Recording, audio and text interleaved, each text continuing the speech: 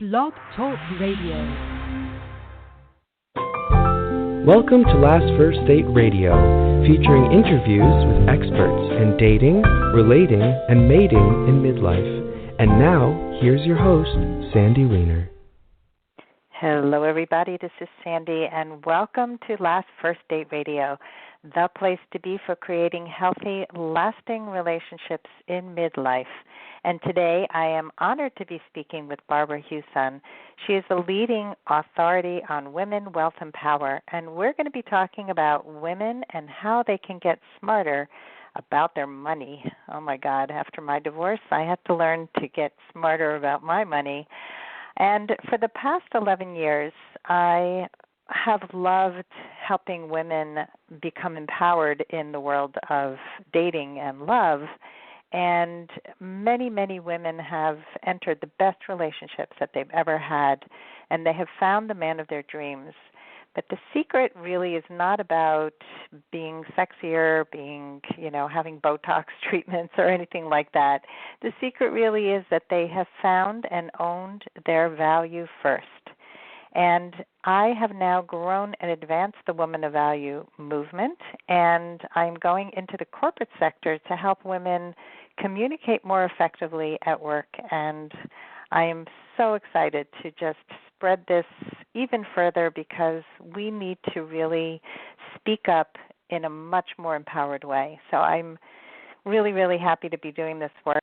And as a woman of value, I bring you a tip every week. And this week's tip is listen to understand.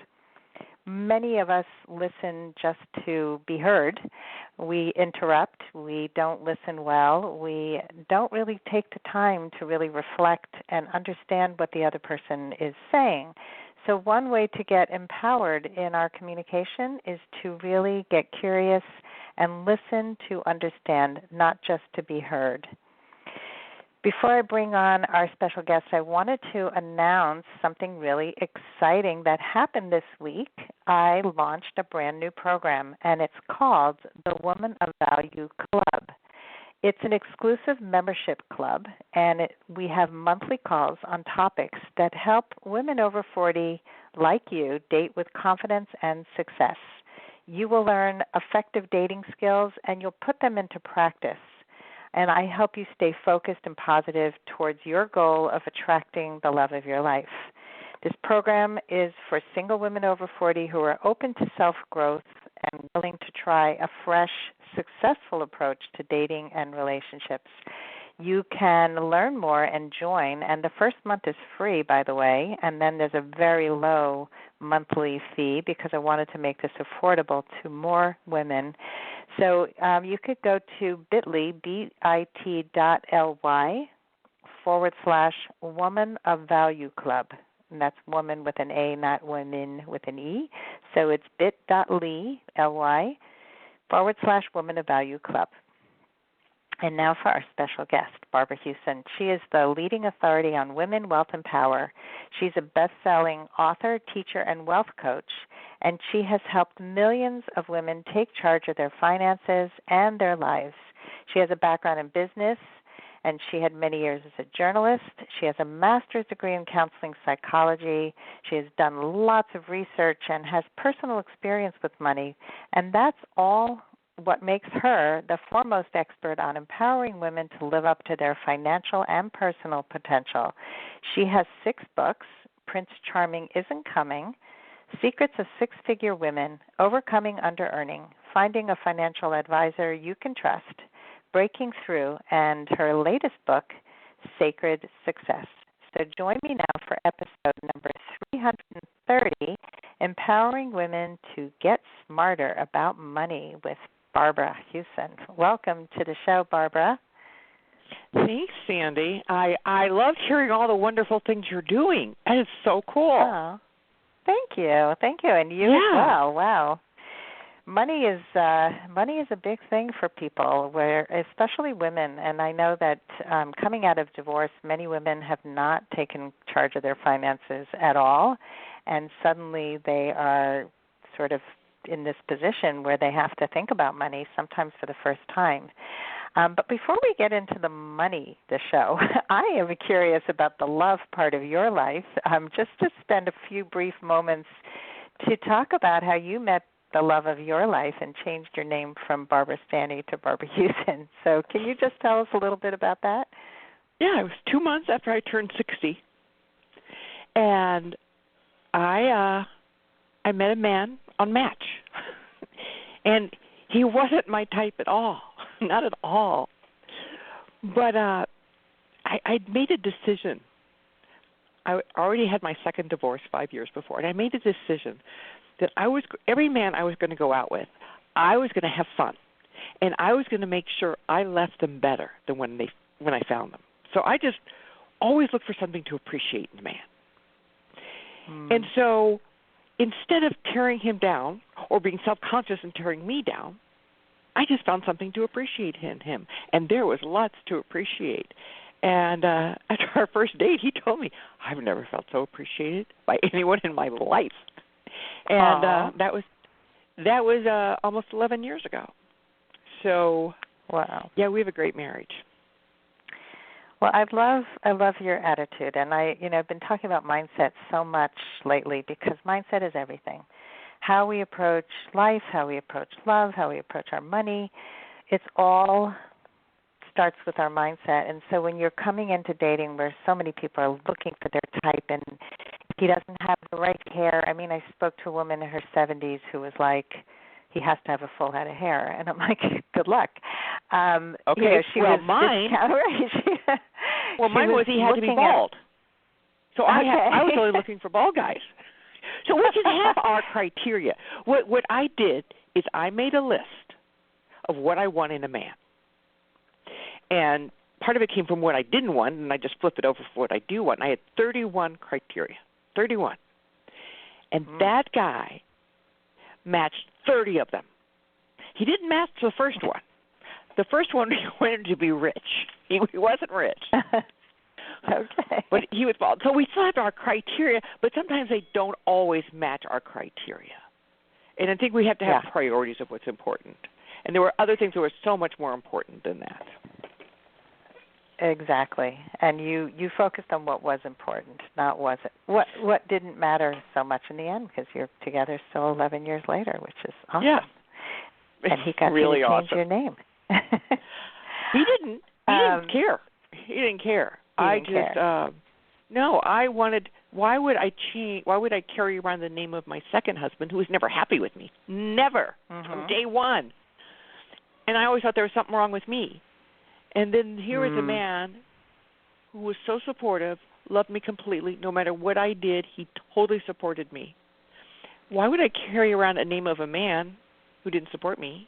I didn't want to take my maiden name because my father didn't support me.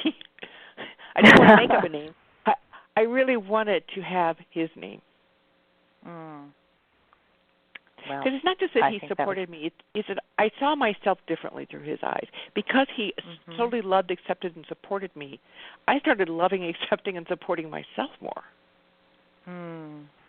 Yeah, that's being a woman of value, and so you also valued him. You also appreciated him. So I think it's contagious. I think what happens is, it just goes in with your theme. I think the more we learn to value ourselves, and the more we learn to fill ourselves up, make our own selves happy, the more we attract that which is like itself. The more we attract other men who value themselves and who have filled themselves up, and they don't need us to make them a certain way, feel a certain way.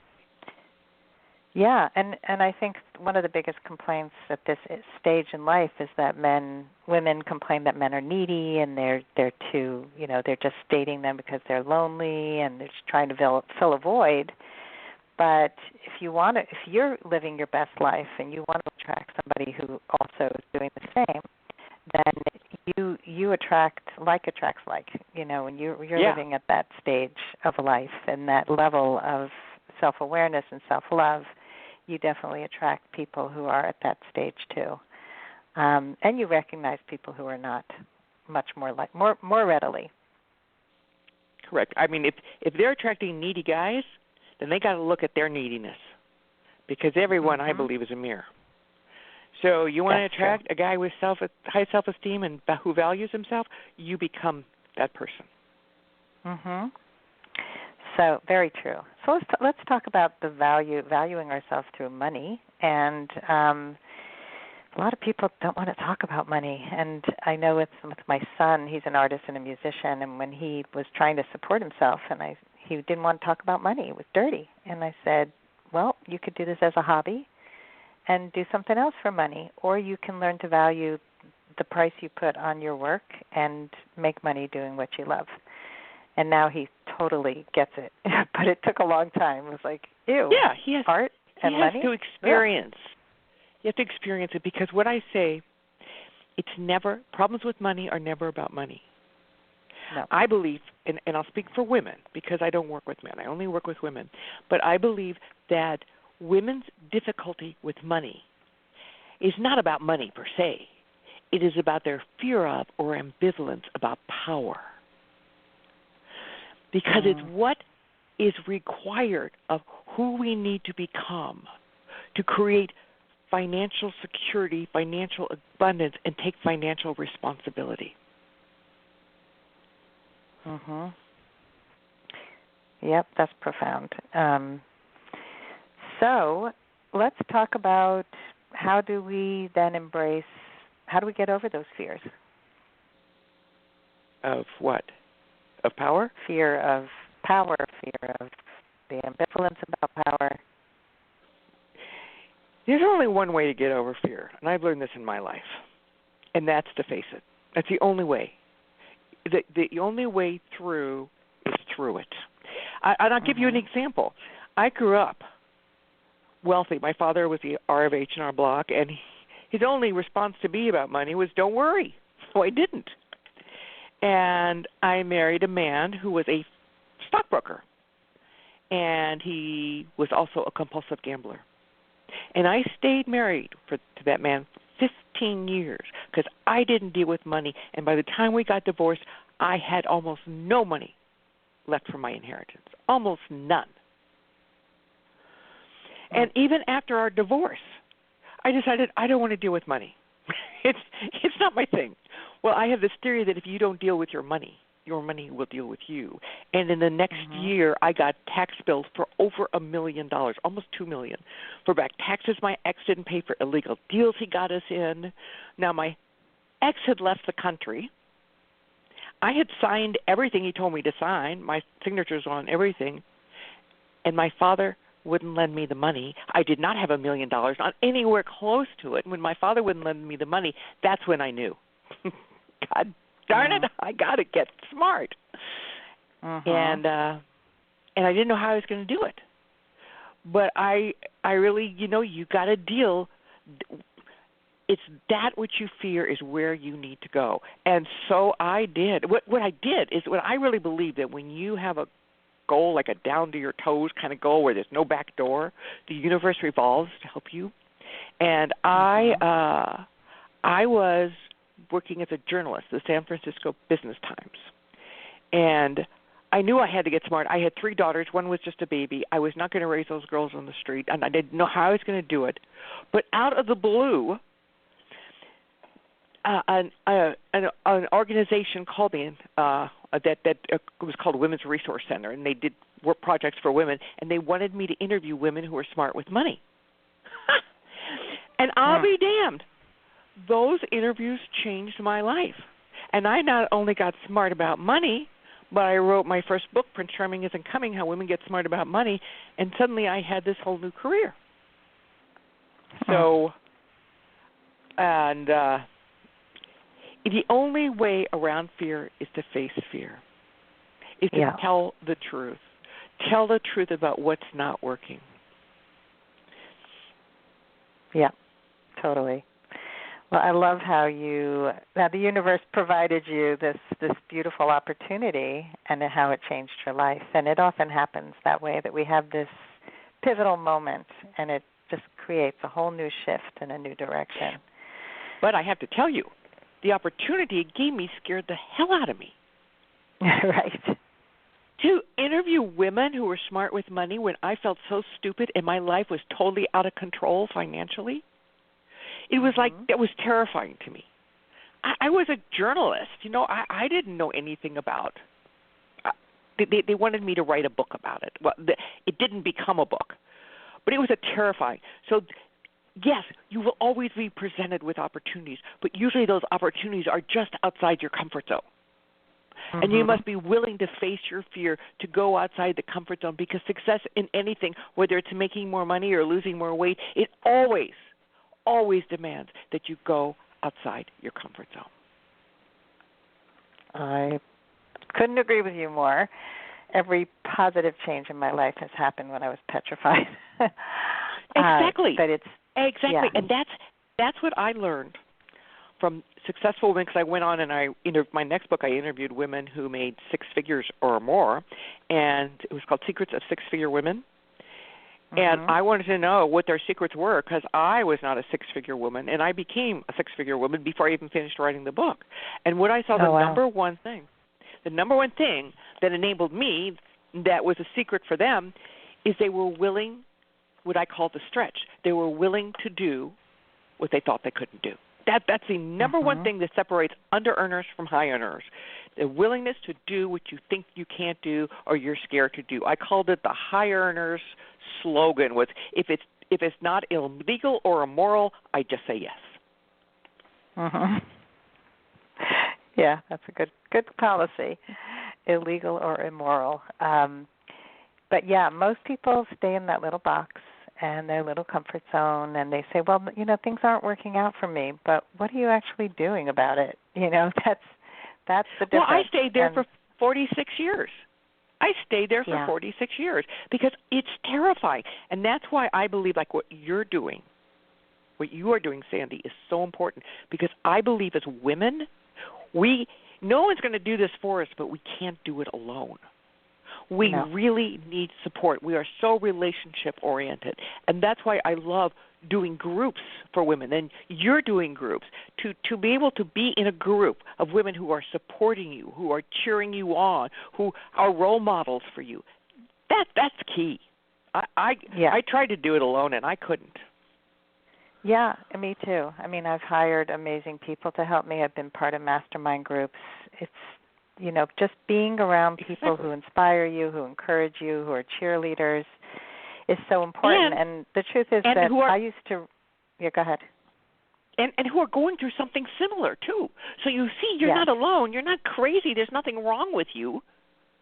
You just need to learn. Okay, I'm sorry. I interrupted you. You go on. No, you're so right. And for the last couple of years, 3 years, I've been running a free group. And what I realized is that with free resources, you can go so far.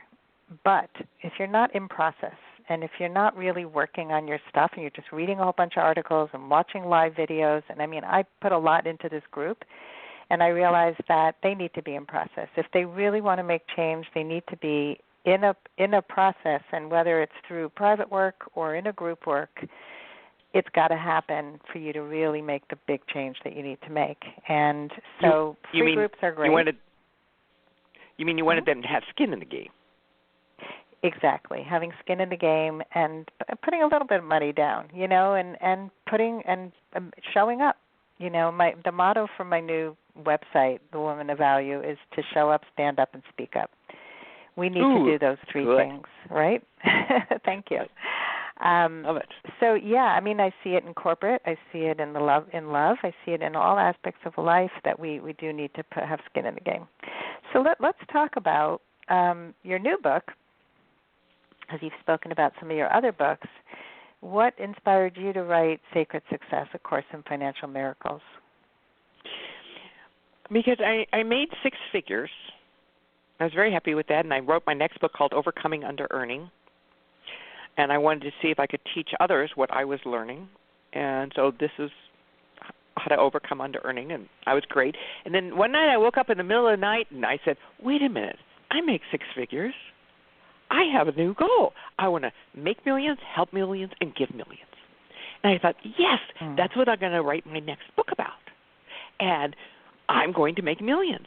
So I started interviewing women who made millions, and 3 years later, I had no book. I was known where you're making $1 million. It's probably the worst. 2009 was probably the worst year I ever had. And I remember calling a coach, and she said, "Barbara, you're too into doing. You need time for just being." I thought, that sounds right. So I took 4 days. I took all the transcripts of my interviews. I mean, I must have had 50 interviews by then. And I took those transcripts, and I went away for 4 days,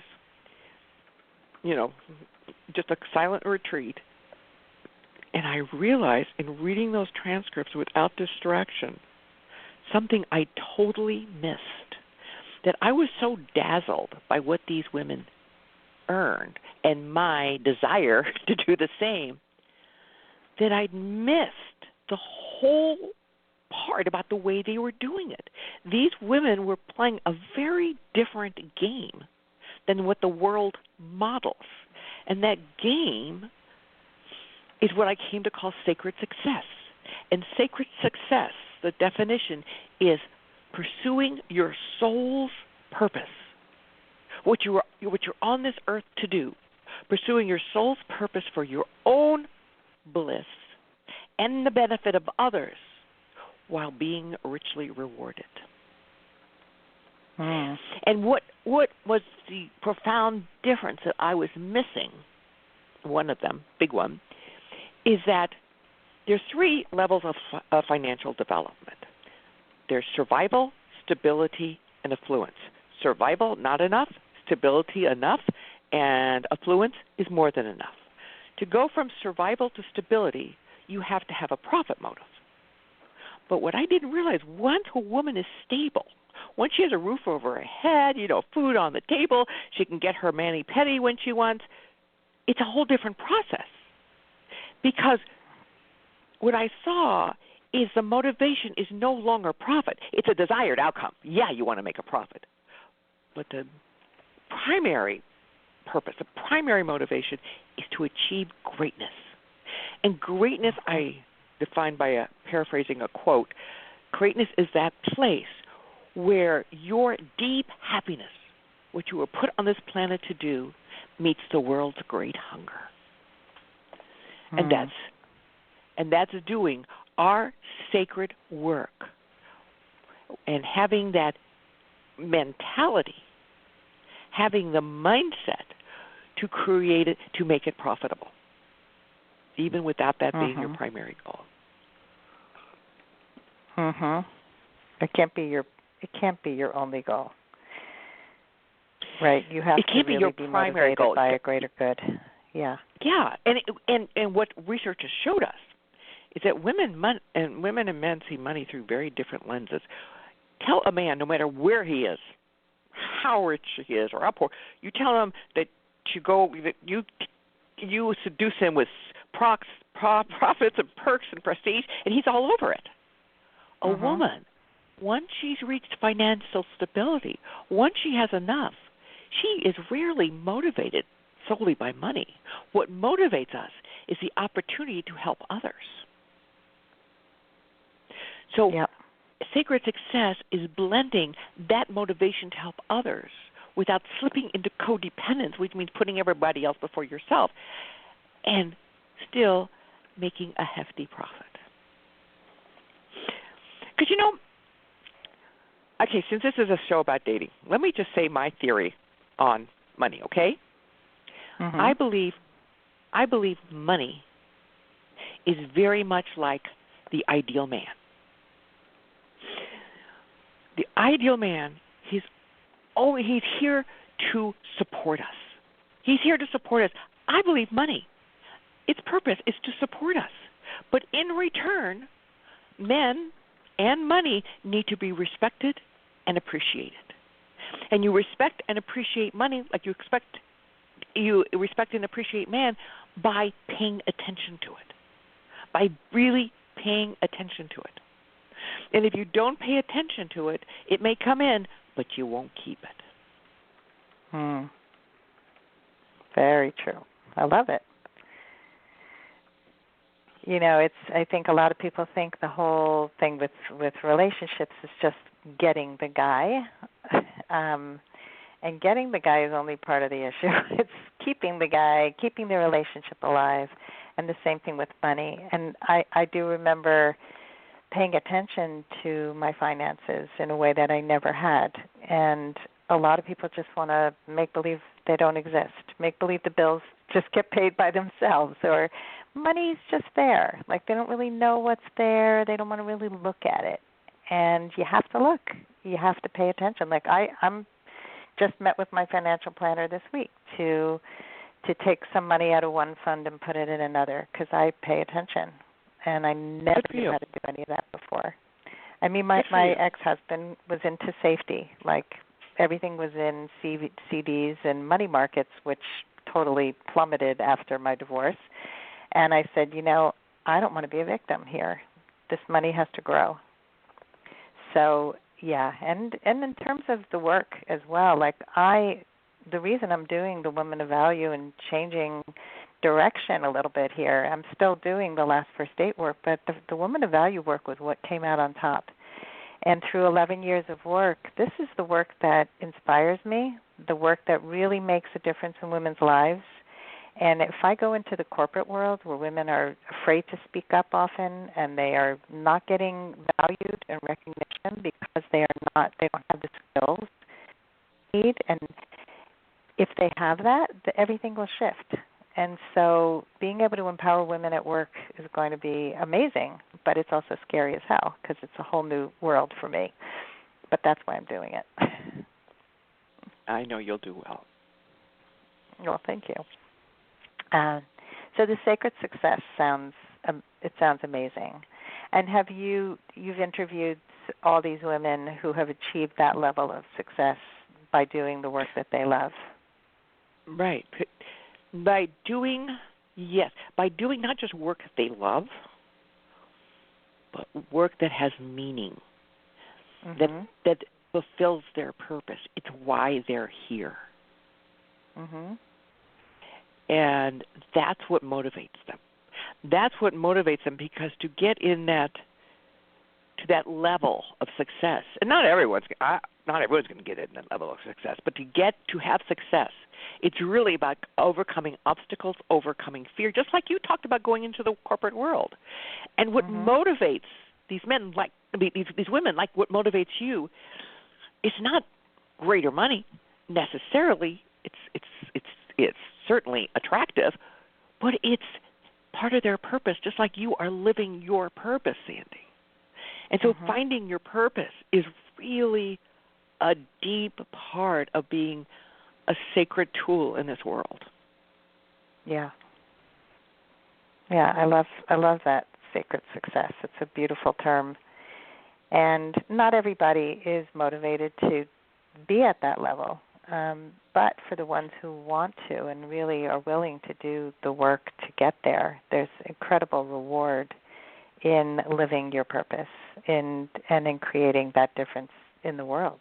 It's really quite something. It doesn't mean you have to make $1 million. It simply means what I want to see is all women become empowered financially, so they can have, with confidence, make their own decisions, financial decisions. And that really, I remember when I wrote my first book, Prince Charming Isn't Coming, I went and I remember I met my editor at Viking Penguin. So I met my editor, and I said to her, "Do you invest?" And she said, "Oh, no. And she was embarrassed, I could tell, so I dropped it. Well, it took a year for her to edit my book. Another year after my book came out, she called me. And she said, "Remember that lunch we had where I told you I didn't invest?" She said, "My brother, who is an investment banker in Hong Kong, told me how foolish that was. But until I read your book, I didn't realize that it's really dumb to keep all my money in cash because I'm losing money." So she said, so I started learning, and I started investing. And I have my 401k, which was all in cash when I met you, is now completely invested, and it's going up and down, but I know I'm in there for the long term, so I feel really good about it. And I said, "Oh, my God, that's so cool." And then she said to me, what every single woman says who eventually takes charge of her money, she says, I have to tell you, Barbara, I feel so powerful. And that's how we do it. That's the reason we do it. It's who we have to become to step up to the plate. And most women, unfortunately, studies show over and over and over again. My book's been out for 21 years, and studies are telling us the same thing, that most women do not get serious about making or managing money till they hit a crisis, till they lose a job, they lose a spouse, or on the brink of retirement, which is the best time to make a decision. And so I have 3 steps that someone can do, tell us those steps. which is what I did and what I have clients do. 3 steps to become smart or smarter about money, because it never ends. That's what's fun about it. It never ends, because learning about money is not difficult. It's kind of fun. I think it's fun. And it doesn't take a lot of time. It doesn't take a lot of money to create wealth. It's small steps consistently taken. So you try this for 4 months, and you're going to see a huge difference. Every day, read something about money, even if it's only for 1 minute, 60 seconds, even if you're just glancing at or perusing the headlines of the business section, or you're standing in the market and instead of opening People magazine, you flip through Money magazine. Just because so much of getting smart or smarter about money is just familiarizing yourself with the jargon and the current trends. So every day read something about money, even if it's just for a minute. Yep. Every week, have a conversation about money, especially with someone that knows more than you. Now, we women, most of us, the way we talk about money is we moan and groan and complain about it. But what I started doing was anytime I'd meet someone who was halfway intelligent about money, I would say, can I pick your brain? And I'd say, how did you get smart? What did you do? What books did you read? What mistakes did you make? What suggestions do you have for me? And people are very willing to talk. So every day, read, every week talk, and every month save. Automatically take, and I don't care if it's $10, small amounts, consistently saved lead to remarkable results. So every week, every month, have your bank automatically transfer money from your paycheck or your checking account to a savings account. And you will be amazed in 4 months how much you will know. I love it. I love baby steps, and I love accountability, and just being able to take action, because we can talk about this forever, and people who don't take action don't change. So these are easy every day, every week, every month. Yes. But part of the problem with the finance industry, my grief with them is resistance is a big part of the process. Anytime you go to do something new, anytime you do something you haven't done before, you're going to face resistance. Something inside you is going to say, don't do that. Don't do it. Don't go there. It's dangerous. No. Resistance is natural. Resistance is good. It shows you really are changing. The trouble is we want to push down the resistance. We want to ignore it. We want to rush through it. But that resistance is exactly what you need to work with to keep you growing to the next level, to actually transform who you are. I so agree, and I hear the passion that you have for this. It is so palatable. I great get a information. Excited, really. don't I? I love it, though. You're doing your life's work, and it shows. Yeah. And this is such important work, and I really appreciate everything you shared today, from how you became Mrs. Huson to how women can be more empowered around money, and such important stuff. So, Barbara, tell us how our audience can find you. So you can go to my website, Barbara-Huson, Huson, and there's just tons of resources on there.